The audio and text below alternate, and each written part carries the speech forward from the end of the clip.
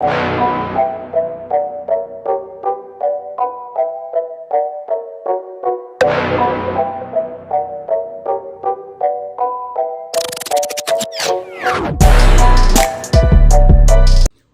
up, squad? We back at him again, man, when they thought it was finna end. Thank y'all for riding with me. Where you know you forever locked in with your boy Stories with V. At this time, family, you already know what I need y'all to do for me. Like, share, comment, smash that subscribe button, y'all. Why? Come on now. We on that road to 100K. And if you new to the channel, welcome. Thank you for being here. It's an honor and a pleasure. So listen, sit back, relax. You can take a seat on the bed or cop a squad on the toilet seat. I got the rest of the show from here.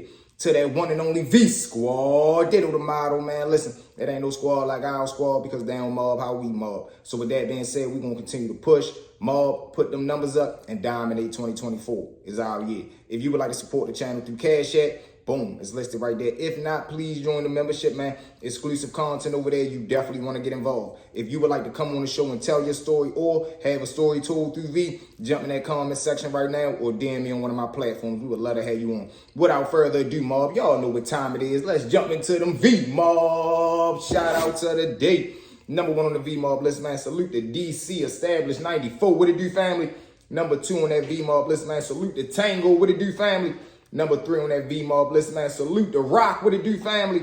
Number four on that V-Mob list, man. Salute the Greg. What it do, family? And number five on that V-Mob list, man. Salute the Dirt. What it do, family? And welcome to the V-Mob family, man, because that's exactly what we all here. A family where we come together each and every day, tell an entertaining story, laugh, chill, vibe, take our minds away from whatever we got going on at the time, and try to prevent one person from ever spending one night inside that cell. Without further ado, mob, y'all know what time it is, man. Drug War. Part 4. Meet me over there, mob. We up and running. Let's go.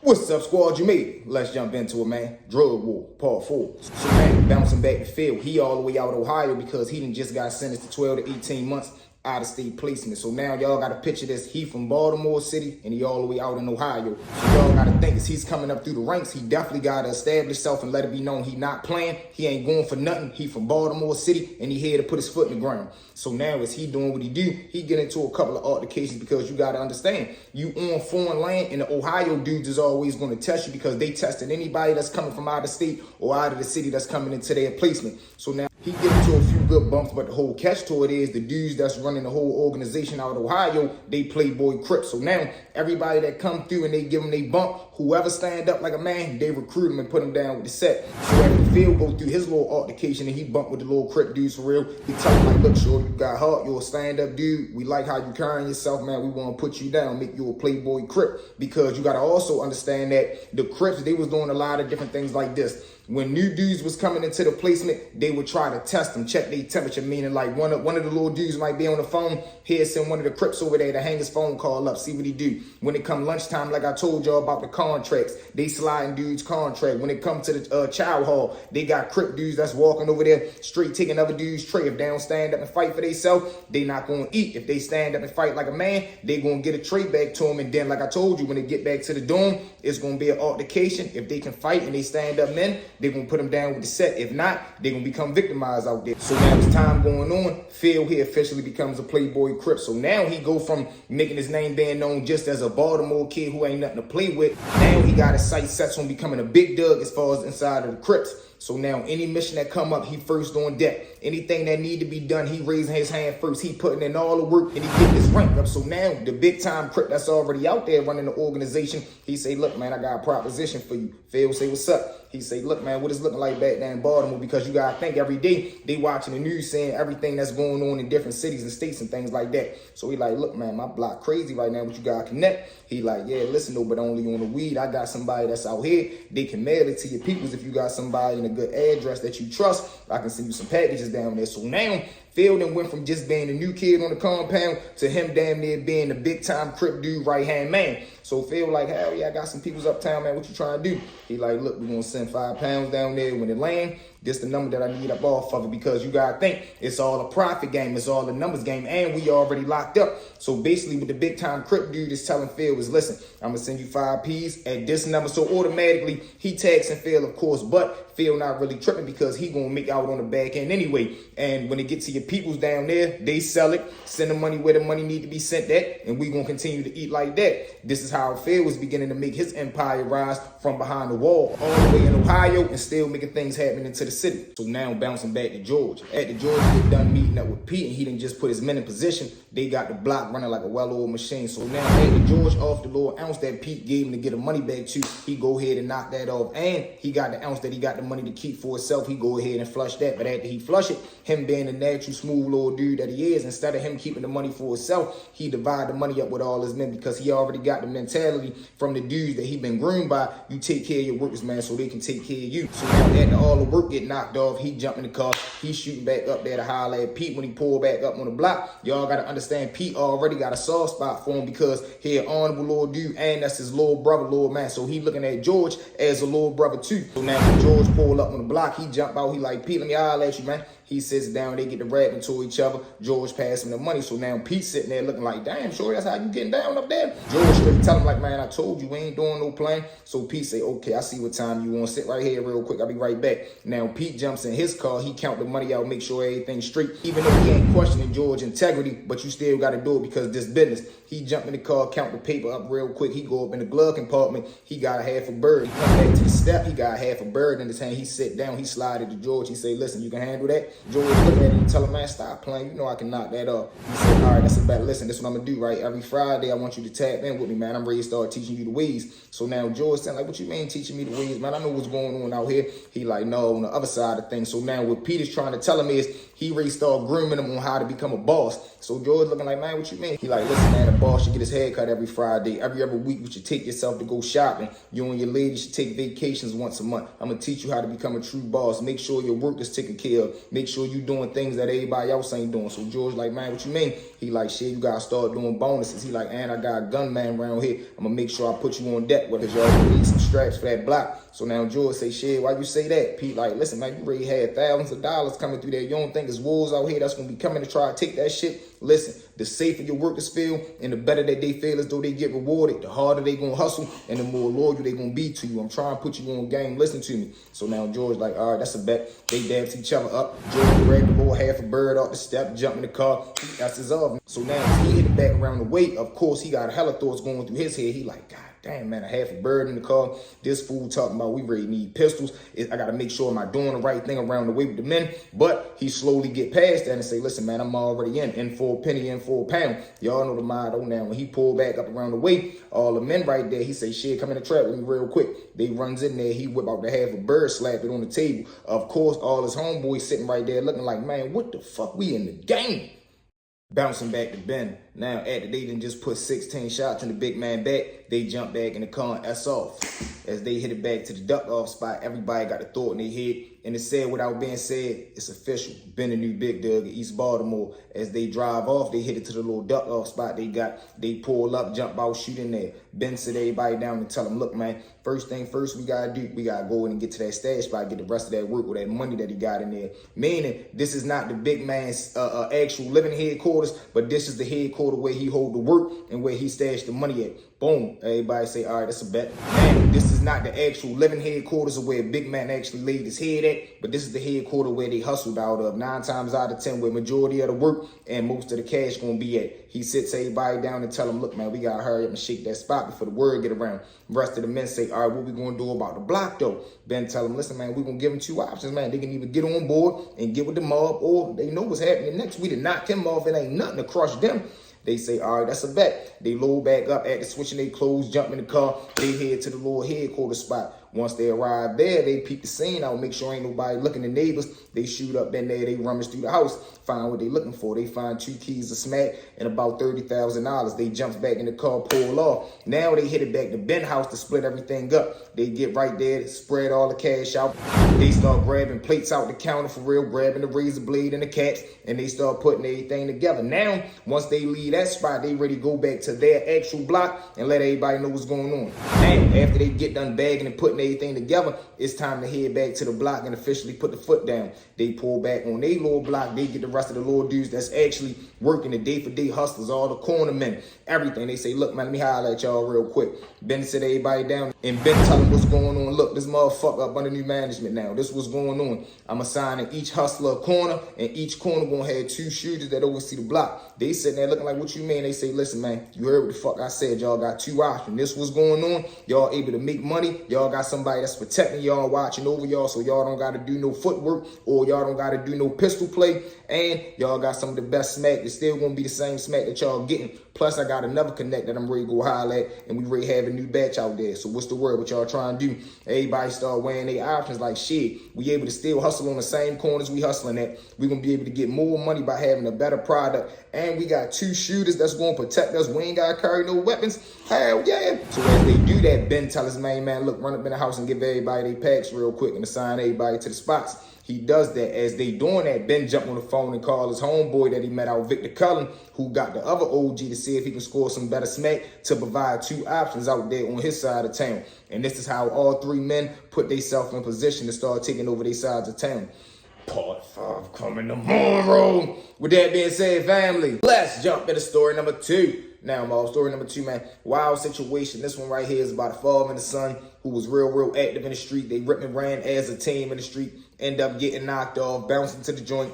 Things end up going left. Wild situation. Now, like I told y'all, the father and the son was real active. It was in their bloodline. Now they goes in the street, they committing a ton of robberies. They end up getting tired, like I tell y'all most people do, of robbing people in the streets. They want to graduate into robbing facilities or robbing establishments. They go to rob a Dollar General. When they go in there, they ends up getting caught, not known, because people always focus on the register, but they not thinking that this store is full of employees. Everybody doesn't work on the floor. You got people specifically hired just to sit in the back and watch the camera. So boom, they ends up getting knocked off by the camera, and them doors be bulletproof and all that kind of stuff. So they locks the door on them. They end up getting trapped into the store. While they stuck inside the store, the father end up putting a joint on one of the register dudes, trying to make him open the door. He's so scared, but he an elder dude. He don't want to get involved in that. He end up getting a joint put on him. Mom, I said open it. He ends up falling out. Boom. Police arrive. They come in there. They gets locked up. Now, as they going through their process, nobody really know what's going on. And I'm going to break that down in a little bit. Nobody really understand or know what happened when dudes is going in up in them rooms until the paperwork come out. So now, as the father and the son get booked, bouncing to the joint, they falls onto the compound. Now, the thing about the son is he real nice at rapping. He used to love the battle rap. So, like I told y'all, dudes be bored over there. So you always going to have battle rap battles, things of that nature. So now the son, he going around the whole compound smashing dudes because he was real nice. So one day we on the yard, he gets into it with a little dude. They out there rapping. The dude that he going against was real nice too. So he spit a ball and he said something. I really can't remember. He said something comparing him to some battle rapper that's famous out here in the world who father told. And he said something like him, like, man, something, you know, your father's a rat too. Just like, yo, do what it do. He said something like that. I ain't the best rapper, but boom. So now the son like, what? All right, that's a bet.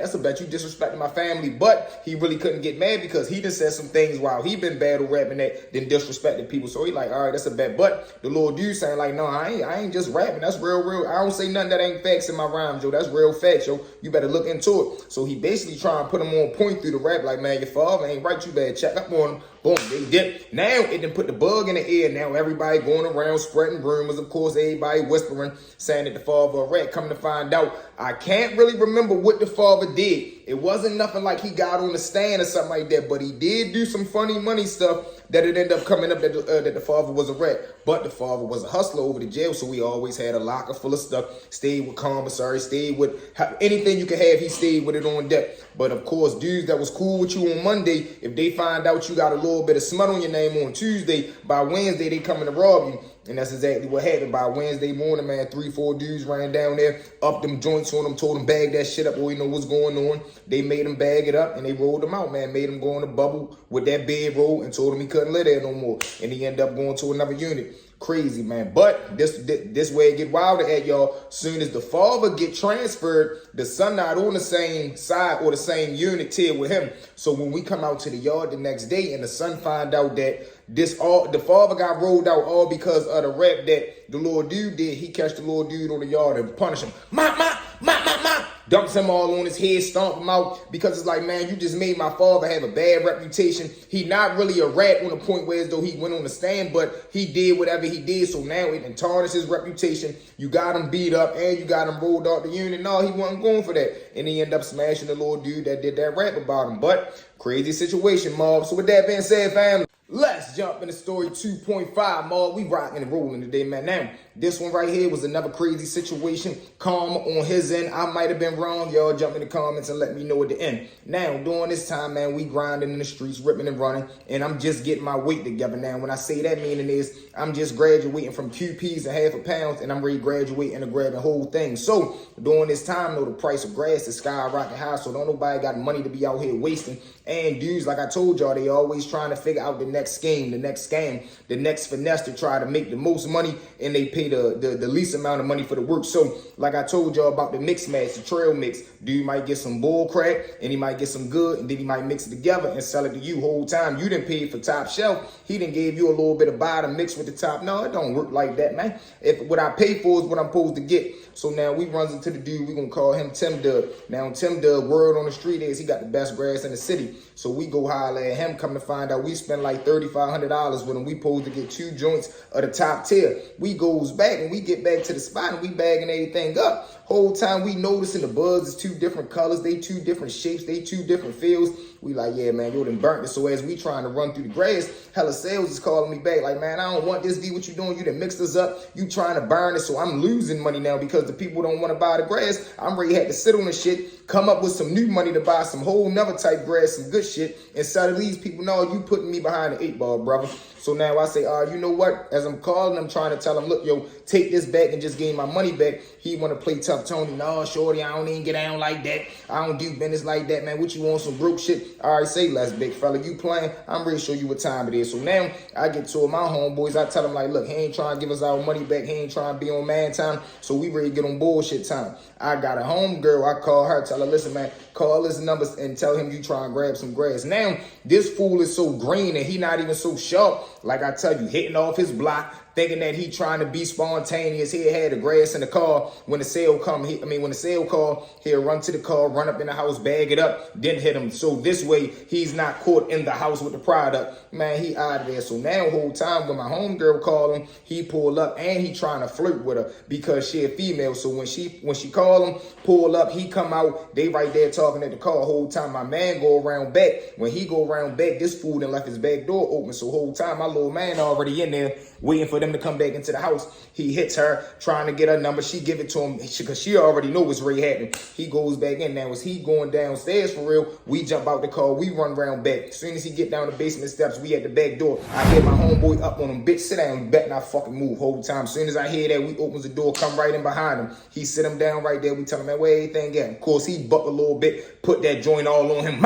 I'm telling you, if we ask you again, I promise you, you know what time it is. He like, man, it's over there. We grab what we try and grab. We gets out of there. Now, when we get out of there, we jump in the car. We don't check it or nothing. We go back to the spot. When we get back to the spot, we probably hit him for probably like $3,000 and like 2 pounds. When we open the bags, why is nothing but the garbage weed that we ain't want from the very beginning, y'all? So I was like, God damn it, I knew something was going to go wrong, man. But wild situation, man. With that being said, fam, let's jump into story number 3. Now I'm off story number 3, man. Another wild situation when dudes just get so caught up and they let their emotions get the best of them. They start making an irradical decision, and things end up going left. So now, during this time, we working up the dinner warehouse. I already told y'all how that went and how that goes. Now, remember, if y'all go back, I told y'all about the dudes who really like listening to Jada kissing them and they like the D Block rap group. They the ones that had the tattoos on there and all that. Mitch, Bud, Ed, and them. So now these 3, like I told y'all, they be rocking and rolling. So during this time, this is when the pandemic pandemic first started and them stimulus checks was coming out. So of course,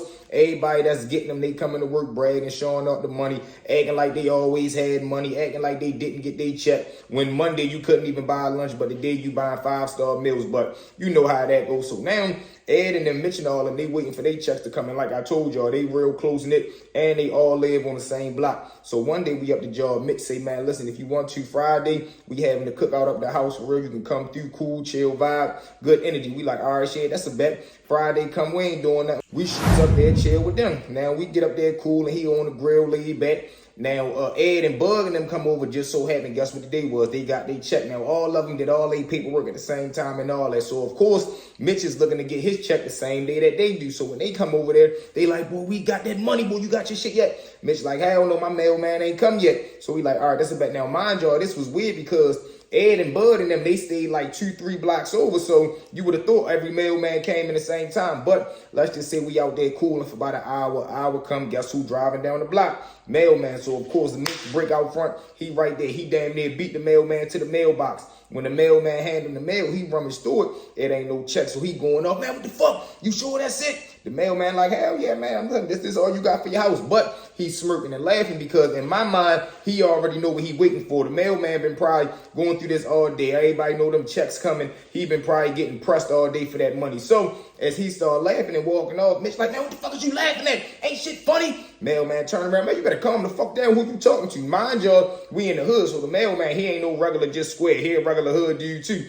So Mitch say, man, what the fuck I'm talking to you? Mailman go straight in his mouth. I don't know if he was having a bad day. Like I told y'all, dudes might have been pressing him about that little bit of money all day. He go straight in Mitch's mouth.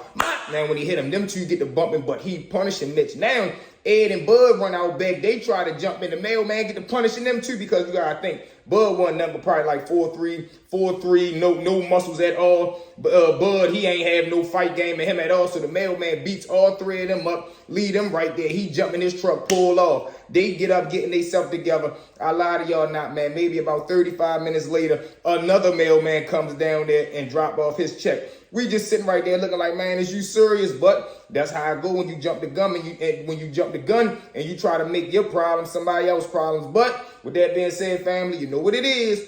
Thank y'all for riding with me. Well, you know you forever locked in with your boy Stories with V. At this time, family, you already know what I need y'all to do for me. Like, share, comment, smash that subscribe button, y'all. We'll be at 100K in no time. From the bottom of my heart, man, I love each and every one of y'all, man. Salute to the day one members. Salute to the new subscribers. Salute to the subscribers that's yet to come, man. We going to continue to try to dominate this thing. Only thing I need y'all to do, like this video, comment this video, share this video, man, and we going to take over this algorithm. May V Squad, I love y'all from the bottom of my heart, man. We out. Let's go. We also going live tonight, man, so make sure y'all in the building. Salute to everybody that paid for the memberships, man, that joined. I love y'all, man. We ride. Let's go, AV, mob.